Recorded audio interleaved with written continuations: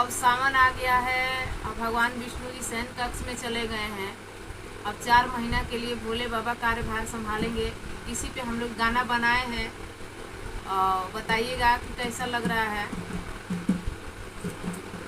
4 माह विष्णु भगवान, 4 माह विष्णु भगवान, बोले राम हो समारी गौरा भोले बाबा।